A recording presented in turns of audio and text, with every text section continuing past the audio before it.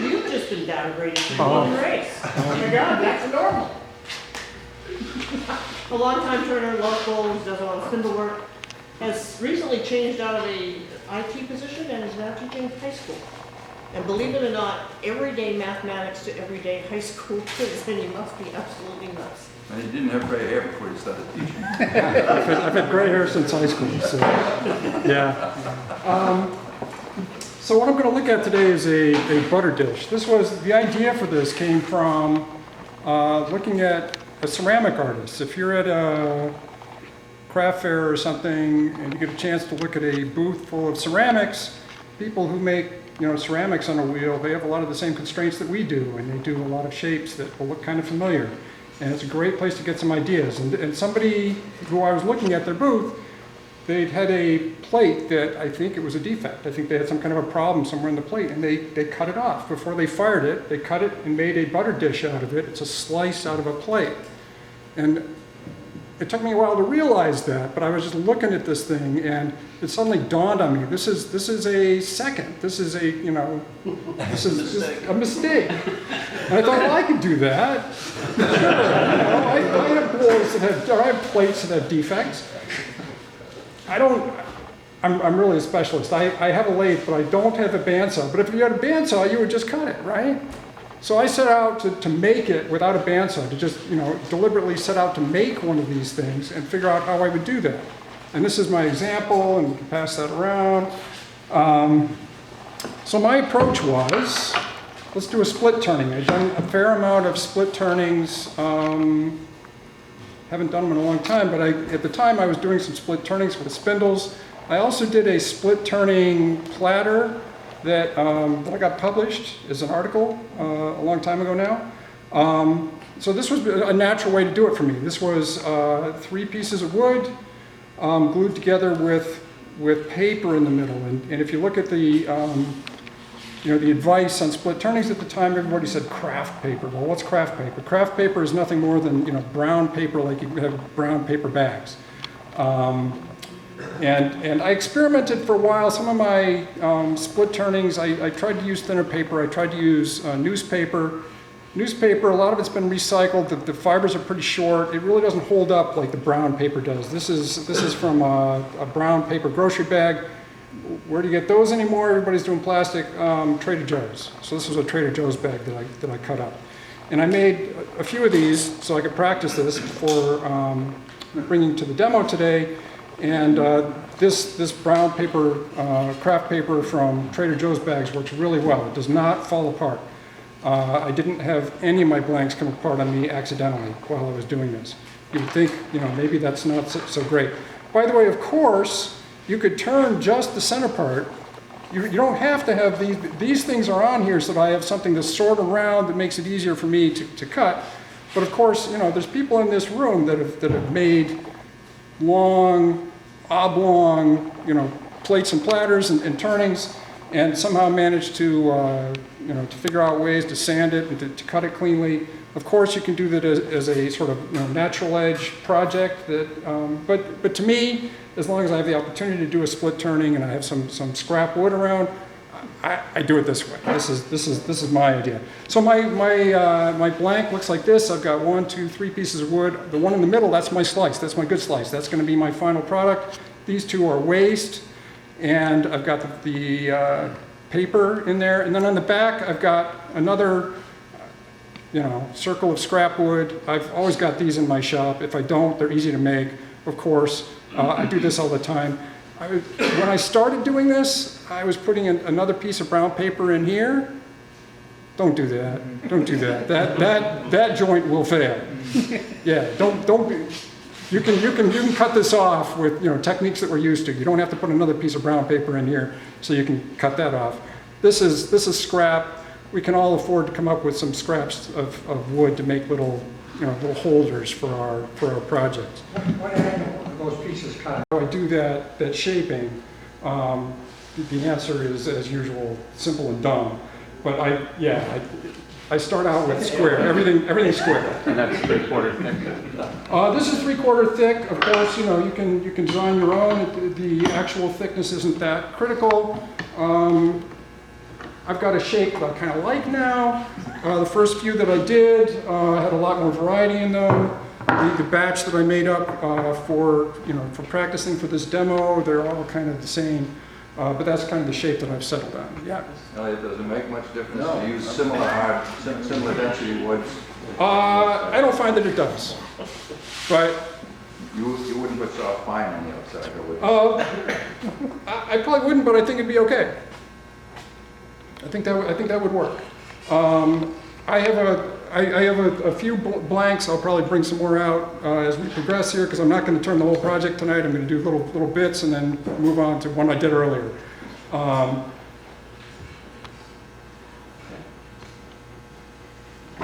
Thinking of two vibration.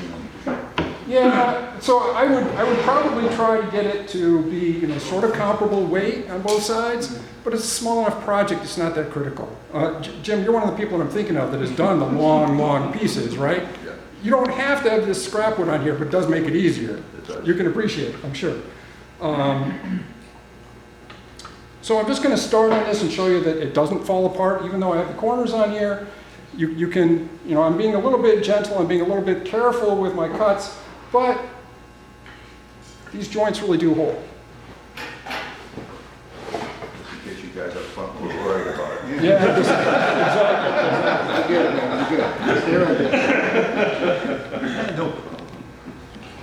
Why don't you use a solid piece? why not use a solid piece of wood again? Because I don't have a bandsaw, and if you had a bandsaw, you could cut it, right? But I don't have a bandsaw, and so I rely on this to get sort of close to the final shape.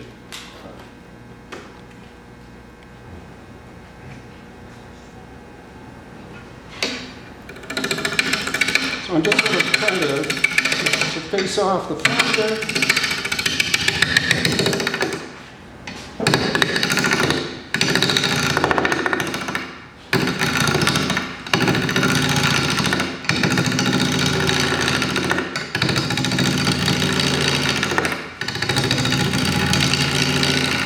So you can see here, I'm being a little careful, but I'm not being super careful.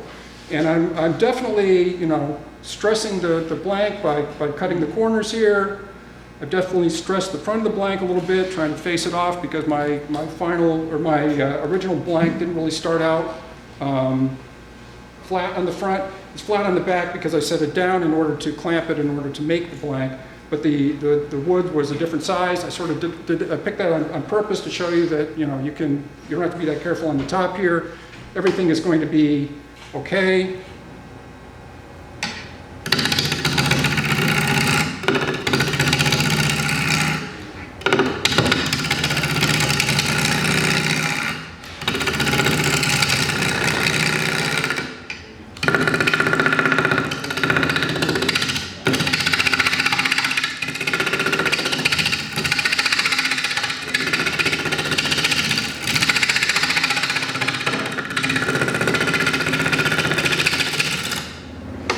See here, again, I haven't picked the biggest ball gouge that I have. I'm not taking super big cuts, but I'm not that worried about it. I'm being a little careful, but really this paper joint, if you're concerned about that, you don't have to be that careful with it. You really don't. What kind of glue are you using? Oh, I'm using Type On 2, which is pretty much what I use for everything in my shop. Is that going to be the top or bottom? Oh, this is going to be the top. And I'm not going to do the whole, I'm not going to rough out the whole thing in the interest of time.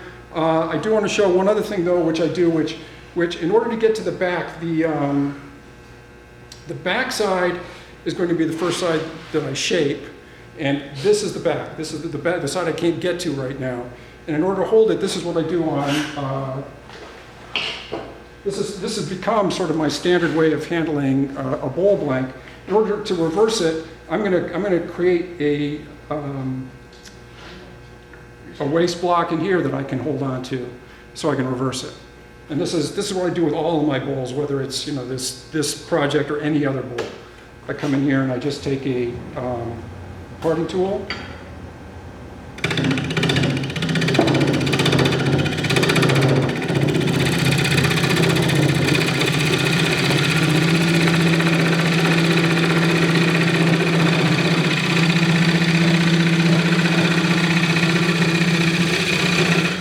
And this being a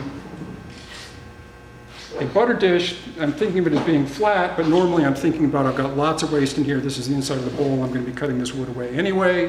So I'm not going to go too deep on this because again, I've only got 3/4 of thickness, but if I had a thicker bowl, there'd be a lot of waste in here. Also, I know from experience, at least with my chuck, one thickness of the parting tool is not enough. I can't get the jaws of my chuck in there. So I go back and I do a second thickness. I do another one around the outside.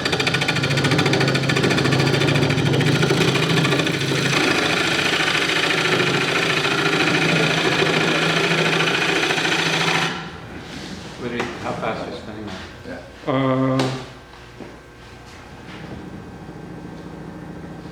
800-ish RPM. My lathe at home doesn't have RPMs on it, so I'm picking something that's comfortable. So I'm not gonna continue with this, but now I've got a way to grip the top, and I get access to the bottom. And before I really move on, normally I would have that round. So you would have it dished out like in here? I would have this. Right, I've only got it round. I've got this inside thing that I can grip now, right? The back is still completely unstarted. And I'm just going to switch here in the interest of time. Now I can do almost the whole back. I'm not quite going to do the whole back. I'm going to do enough that I can take that tenon off. I'm not quite going to finish to the middle. I'm still going to give myself, this tenon was just to get myself started. I'm going to give myself another tenon. What I'm aiming for now is to get to something that looks like this. I've still got a tenon on the back, right, that I can grip for some future work when I want to finish the front.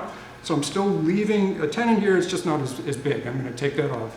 And I'm going to shape most of the outside. I'm going to shape enough of the outside that I've got some kind of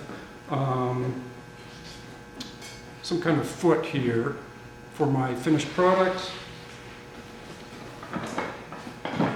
And I've got where'd the final product go? So I'm trying to get this surface here done. I'm trying to get the foot done, and maybe some portion of this center here without doing the whole thing.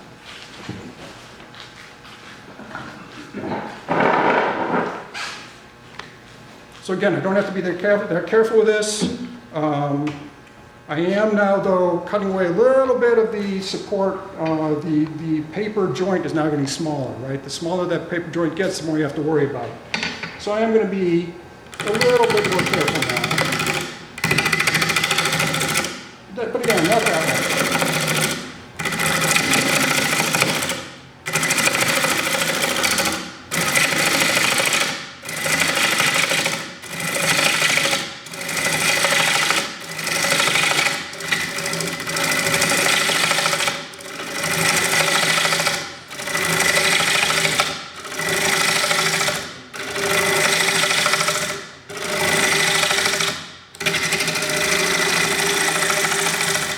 One thing I'm thinking about is, if I had flattened the front, I would be thinking about, and it looks like on this one I didn't flatten the front, I would be thinking about how much thickness I want to leave in it. I actually think that the butter dish looks good, a little chunky, so I don't want to go super thick. That also has the advantage of not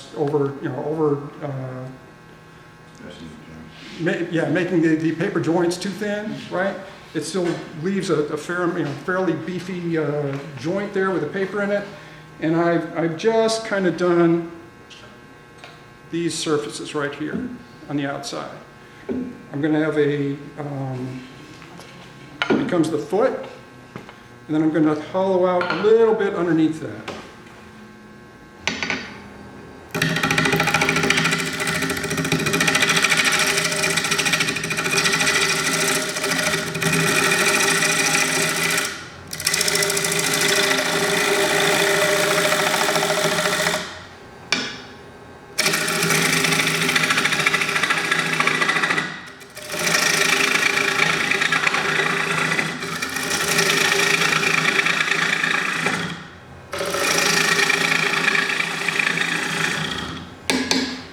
so I've now got a foot, 2 feet.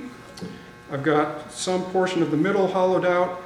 I would probably go in, take this tenon off, which now feels excess to me, right here.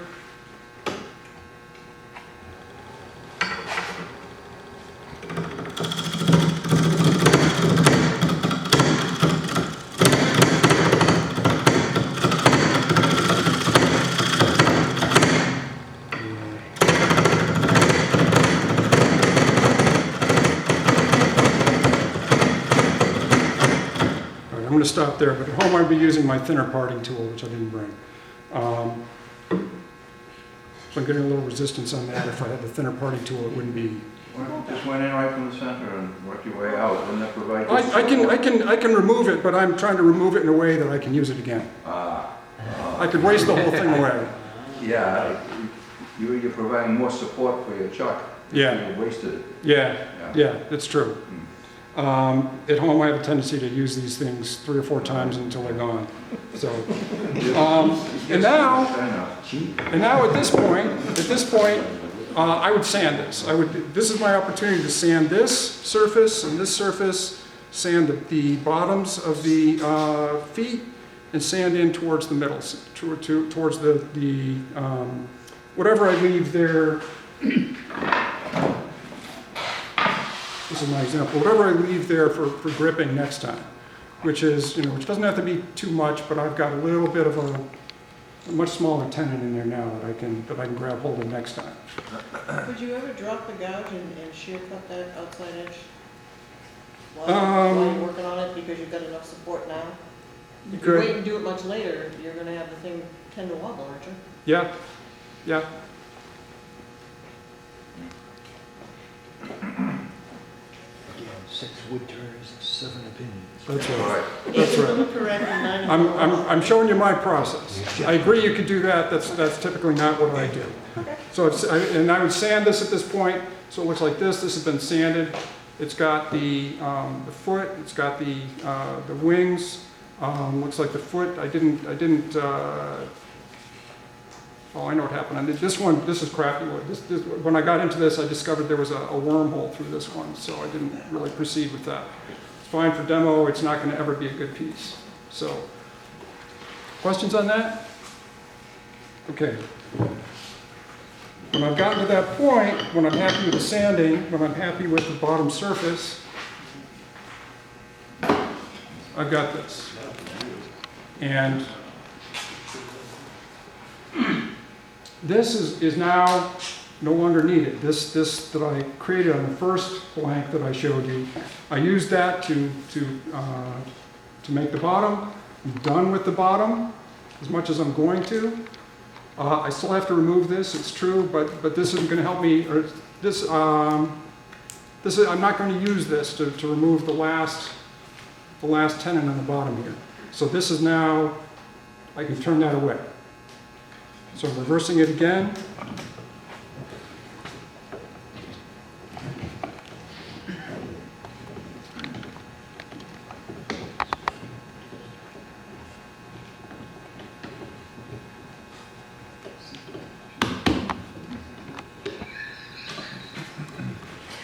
And if all is well with the world, that grips tight.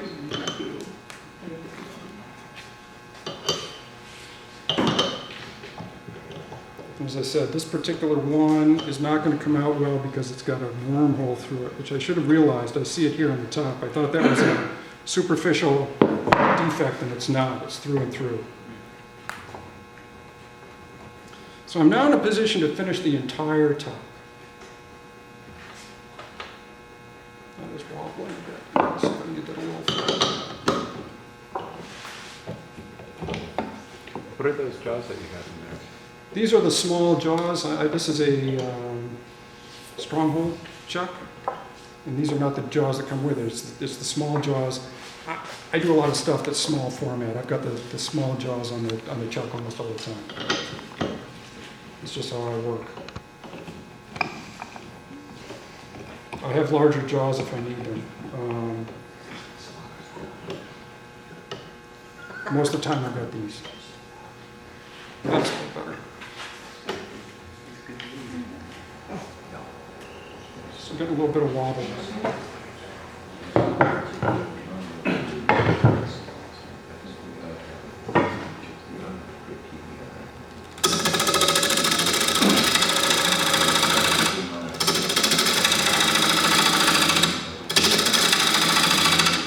So I'm putting a little bit of definition on the ends.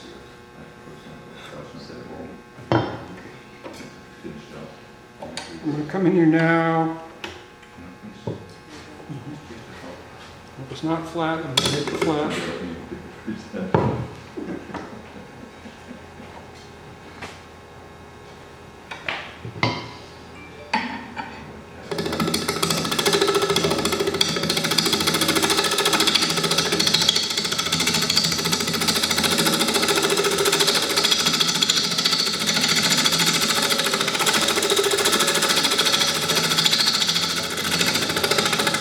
Now, if you're used to making bowls, like many of us are, your natural inclination at this point is to do a nice, round bottom, but it's a butter dish. You want it to be flat. And my first batch of these things came out hit or miss. Some of them were the right size, and some of them weren't.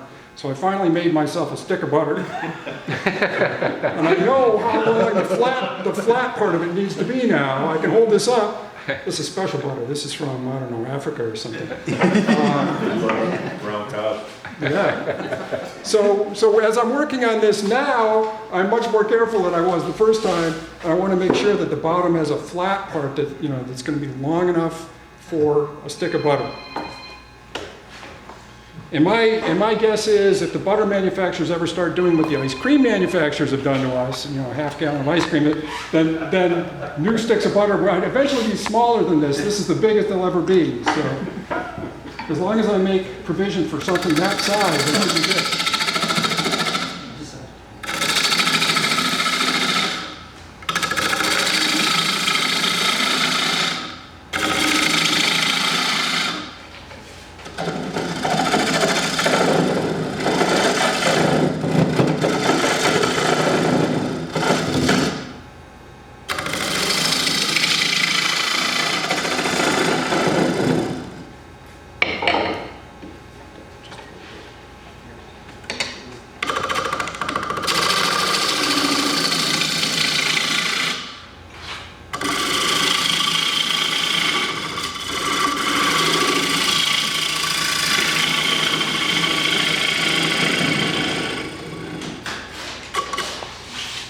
Again, I'm thinking to myself consciously, I need this to be relatively flat. It doesn't have to be perfect.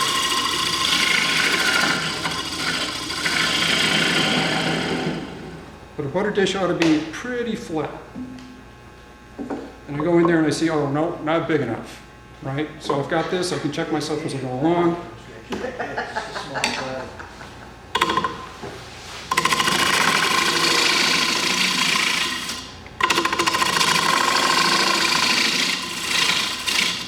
And before I go in there and try to shape the wings, the sides of the dish, up here, I'm going to make darn sure that the bottom is big enough for my stick of butter. I'm real close now.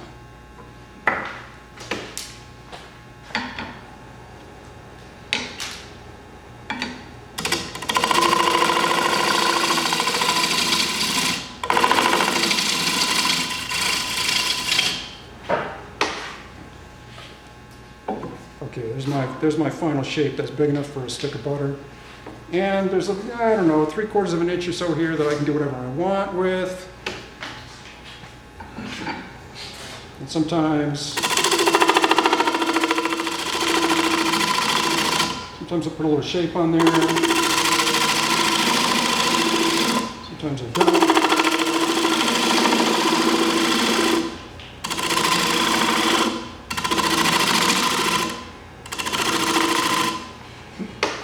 Room for a little bit of improvisation there.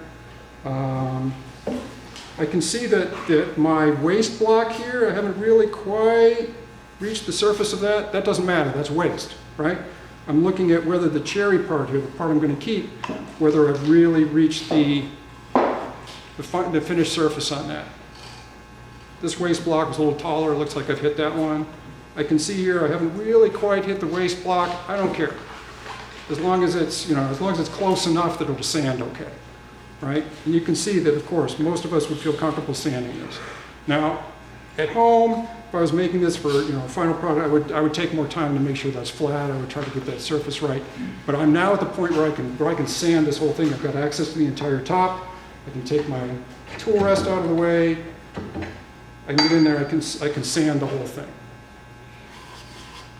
and I get a finished surface on the top. And I also, while I'm in here, I also get the ends. Whoops. Yeah, the ends on the chair. So the entire top surface will be done at that point.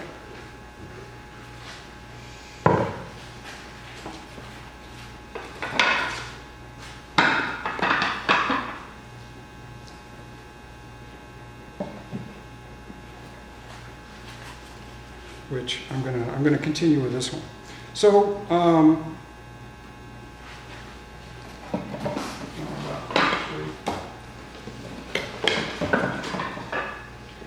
this is the one I want. Okay, so when I'm done with this, I've got sanded, I've got the whole top sanded, I've got the flat section in the middle that's big enough for my stick of butter. The backside, yes, I had some portion of this that I did earlier, right? The first finishing cuts that I was making were here, but I've still got this ugly looking dent in the middle. How do you get rid of that? Right? What do we do about that? Let's move on to the next piece. So a lot of people will say, oh, of course, what you need now is a vacuum chuck. Well, I don't have a vacuum chuck. At the time that I started doing this, vacuum chucks were still sort of a not entirely new idea, but most people didn't have them. Having one at home would have been a little bit unusual. So I jam chuck it. I don't jam. I reverse chuck everything with pressure from the. Here we go. So what I've got here is I've just got a flat pad with a couple layers of probably an old T-shirt, just something that isn't gonna scuff up the top of my butter dish that I've sanded, that I've put some effort into getting this nice now. I'm not gonna scuff it up. I'm gonna bring the finished surface against that cotton T-shirt fabric in there. And I'm going to hold that in place. I'm going to use the tailstock for that. And that's just a wood block underneath the shirt. Yeah, and yes, that's just a wood block. That's some wall blank that I decided is now a chuck. Small wall blank. So we need the tailstock, which I removed earlier.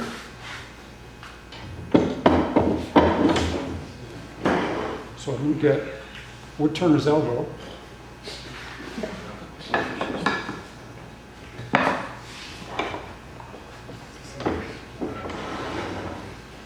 going to bring this up fairly close and lock it in place. Now, if I was really smart, sometimes if I'm thinking about it, I'll actually mark the center in here. I didn't do that. Oh yeah. And I didn't do that on purpose because I'm going to show you what I do if I forget about doing that.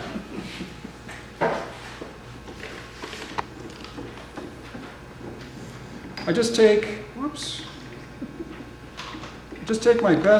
best guess at it, right there. And I say, that's my first guess. And I come up and I've got now my tool rest, I put my finger on that, and I rotate it and I say, not quite ideal. I'm off by 1/8 of an inch, something like that. So pretty good eye, but I blew it. I'm off a little bit. So I want to make a correction that's half as much. If I'm off by 1/8 of an inch, I want to correct by a 1/16.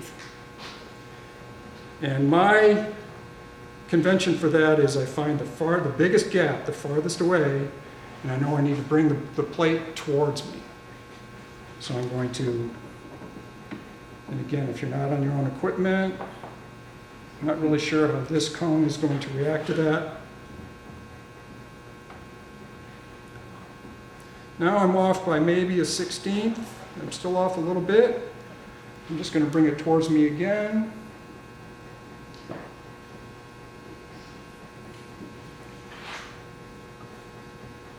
Is it perfect? No, it's not perfect.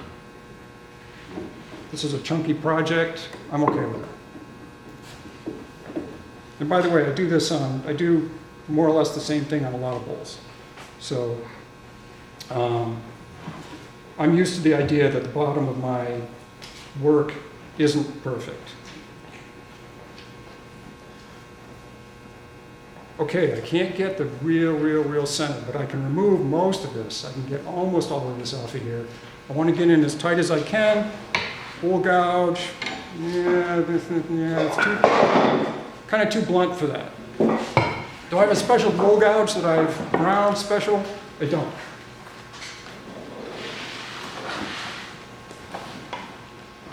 But I have a spindle gouge that, has a nice sharp point on it, can get in there pretty tight, can get almost all of that off. And this is my process for lots of bowls and plates that I want to make.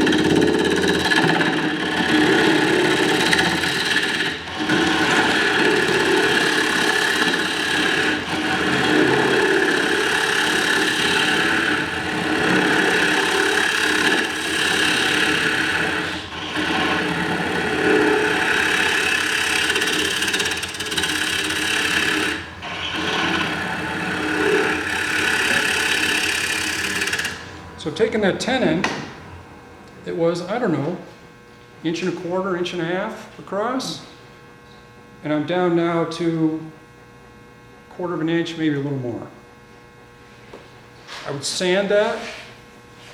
Definitely take the time to sand that right now. Yeah, there's still going to be a little tiny nub in there that I can't sand, but that I'm not going to be able to turn away. Once I've got that sanded, I'll probably go in there one more time. Yeah, I'm at, a little over 1/4 inch. I try to take that down a little more.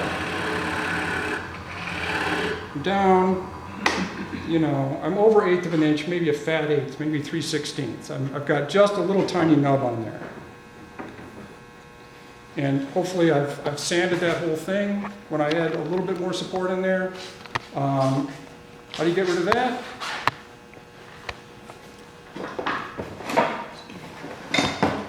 You take your chisel and your mallet or your hammer. You can't buy these. It's a special tool. I had to make that. And now I've got just a little thing that I need to sand by hand or power sander or whatever I'm going to do. Top is sanded, bottom is sanded.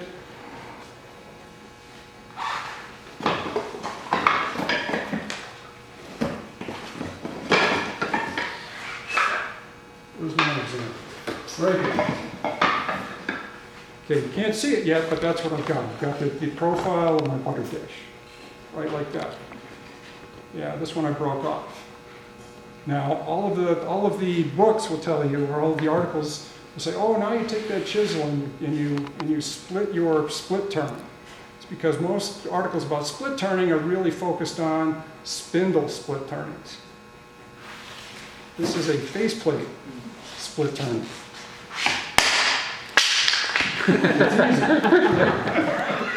It comes apart way easier. So, you can see now I've got something that looks like a slice out of a plate. It's got more or less the right shape.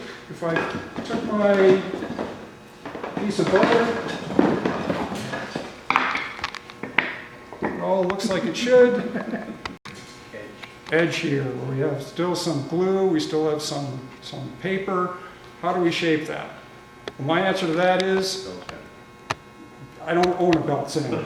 I own a random orbital sander. The trouble with a belt sander is that you're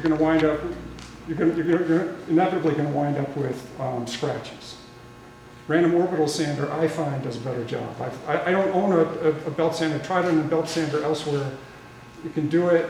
The random orbit sander, even if you're doing 100 grit on a random orbit sander,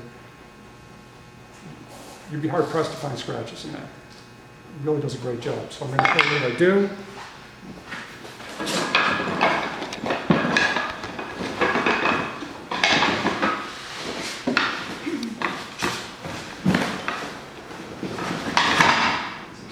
I bought this a long time ago. I think they still sell it.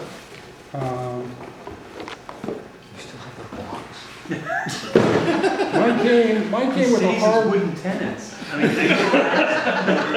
I use the handleless chisel. I know.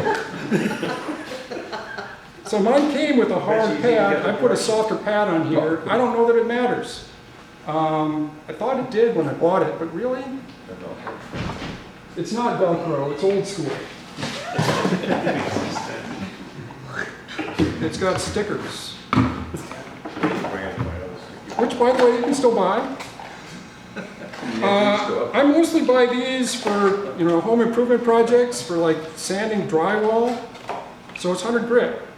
But I found out that 100 grit, actually on hardwood, with the random orbital sander, the finished piece that I passed around earlier, that was done with 100 grit. Random orbit sander, I didn't touch that up by hand at all. What I'm going to do is I'm going to use that to maybe shape take a little bit off the corners, make it not quite so straight, and I'm going to bevel it a bit so that it's not 90 degrees. I like it, to my eye, it looks better if we have a little bit of a bevel here, if we have this cut in towards the bottom a little bit. So I'm going to demonstrate that. And completing one of these, I don't know, it might take 2 or 3 discs. I'm not going to do the whole thing, but I'm going to show you what it looks like. And I dial this up to 6 or so, pretty close. By the way, 6 is as high as it goes.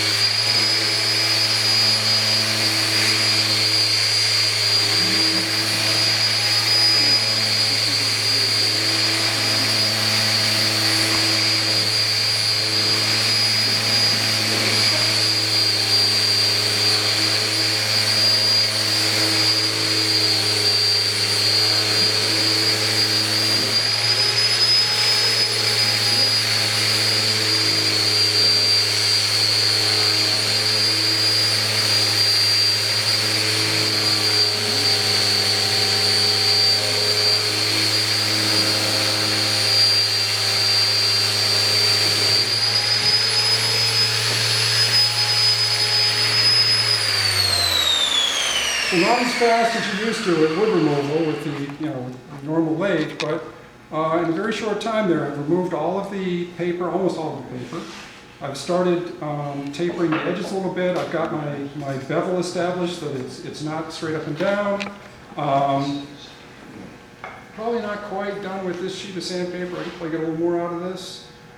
Usually what I do on the first sheet, because it's picking up the glue and it's picking up the crud from the paper, I assume that the first sheet is the one that's going to last me the shortest amount of time.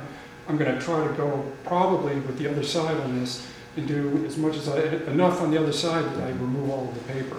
And then the next sheet that I put on here will last a little longer. I'll be able to do a little bit more shaping. This is not done, but that's my process. And I'll pass this around. You can see that really, even 100 grit, it's not leaving sanding scratches in there. It's a pretty good surface. You don't come back at that with hand, by hand with any higher grit? I don't. Wow. Good. So the random orbit sander really does a great job, even with a grit that seems pretty high in those terms. Yeah. It really, it's smooth. Do you use that on your bowls as well? I don't. Occasionally. Mostly not. Tim, yesterday we learned from Andrew Pierce, who has studied almost every facet of the bowl turning process, the whole thing, studied it like a typical engineer and done all kinds of statistical research. He finds that when you dry ice sandpaper, he gets almost 10 times the usage of the other brands of My opinion is that The first sheet is kind of wasted anyway, taking the glue off. Maybe the second sheet would be worth doing that, I don't know. I just bought a cheap, I've never heard of the dry ice. I haven't either. Yeah, I'm gonna look it up on the internet. Yeah. Check it out. The first sheet is kind of wasted because of the glue, it's cutting the glue and the paper off. So I sort of assume that the first one is, pretty quick and gone. It's on the blocks that he makes, the cutting boards that he makes, he has glued sections on that. For dry ice for that. Okay. So, just a tip that, Yep. try to pick up. Are you saying dry ice is a brand name? That's the Norton brand, A brand. the brand of a particular cutting. And whether that comes in pressure sensitive adhesive, I don't know, maybe, I think he's using Velcro back for that. yeah. And a lot of the world has gone to Velcro back, but I've had this a long time and this works for me. So, is there any other questions? That's all I Put a got. finish on those? Sorry? Do you put a finish on those? I do put a finish on those. I usually put on a few coats of, I like the general finishes, what's it called? Salad? No, not the salad bowl finish. I buy it here. It's a general finishes, clear, Is it the water-based one? no. No, and I wipe it on. So a few coats. Depends on the species of wood, how many coats I do, until I feel like it's, relatively sealed. Some steel wool in between coats, and I put a coat of wax on top of that, which is mostly beeswax, a little bit of carnauba in it to make it harder, and I've got some, usually some walnut oil in that, and just melt it down in the microwave, stir it up. I've got a pot of that that I put on top of everything I do, just give it a little bit of a shine. Although I don't like a hard shine. I'm not looking for high gloss. I'm looking for a soft gloss, which is what I do in most of my work. Like the dish I handed around earlier. That's typical of my work. I don't understand paper glue. There's paper in between the glue joints. I've never done that. So I'm cutting my 3 pieces of wood, Yeah, and the one in the middle, I put glue on both sides. on both sides of the board, yeah. On both sides of the board. Yeah. And the waste blocks, I'm only putting glue on one side of the board. Then I put a strip of paper on both sides of the final product, the strip that I'm keeping in the middle. Yeah, And then I take my 2 outside waste blocks and I put them on either side. Right? So my glue joint has paper glue. in between. It has paper in between, but instead of having, one layer of glue in there's 2 layers of glue. There's the wood, there's a layer of glue, there's the paper, a layer of glue, and then the wood. It's designed so you can snap it apart though. Right. And then I take some clamps and I clamp that blank. Couple of bar clamps. So you got the wood, Yep, glue, yep. Paper, paper, wood. glue, wood. Yeah. Right. Yeah. You have to try that. Yeah. And there's lots I'm not going to talk about that very much today, but there's lots you can do with that with split spindle turnings as well. If you look at the front of, say, a grandfather clock, a lot of times there's split turnings on there. There'll be little columns and things, little decorative pieces on the front. Those were split turnings. They were made as they were made together, and then they were split apart, and they were glued onto the front of the product. That's how they do it. That's how they do it. Yep. Yep, and they're guaranteed to be symmetrical because they came from the same center. Right? Yeah. Is that much different than a regular palm type oval sander? I don't know. Older. Older. Yeah. I mean, it'll do the same trick? It doesn't go with I know what this will do. I would experiment with whatever you've got. You might, if it doesn't, then try going down a bit. Go from 100 to 120 or something. Same result. Yes, this is an old When Brandon cement. Motor first came out, that's what you had to get. Now they have the palm. Yes. Yeah, but I think it does the same thing. And Yeah. the way that this works is that it doesn't really rotate right in the middle. There's a counterweight in here that allows the sanding disc to be off-center. And so as it rotates around, with the counterweight balancing it rotates around and it doesn't give you just always the same path for every sand grain that's going on here. And there's enough randomness in it that it just evens out the grit. To me, it's amazing that you can get a surface that good from 100 grit paper. It really does work. You tried making one of those with slight concave at the bottom? You certainly could. I think a couple of my early ones looked that way, and then I realized, oh, it's got to have a stick of butter on it. It doesn't look right if the stick of butter isn't supported all the way across. It's not a mouse. All the paper. You can certainly do that. Yes. And making this, it's been a few years since I made any of these. I thought it'd be an interesting demo because I thought it'd be a little different. But making these to prepare for the demo today made me think, yeah, you could experiment with that. I've got the strip of wood that I keep. I've got that pretty well centered.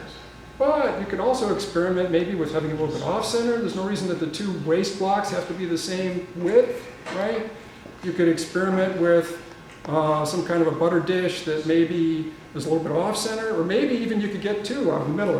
If you did it right, maybe you could get a butter dish that's half of a dish, right? And then you wouldn't have any waste block. You'd glue up an original block that is a dish with a split right down the middle, wood right down the middle. You split it in half, you've got a butter dish that's sort of a semicircle. I don't know. It made me think a little bit when I was doing it this time. Some ideas came to mind that I hadn't really thought about before.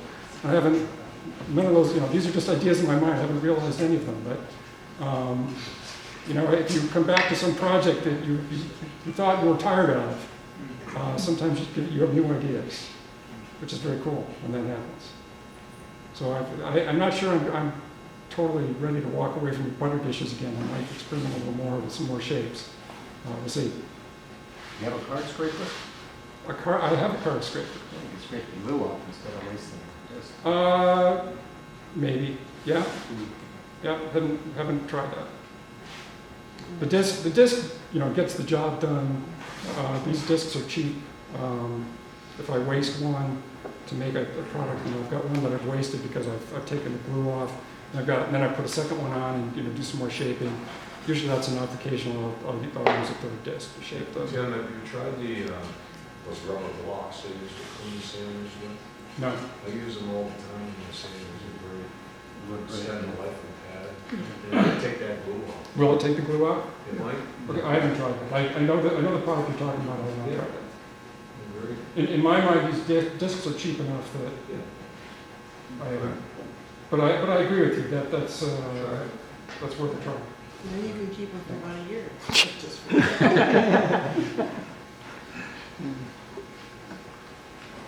That was great. Good. Very great.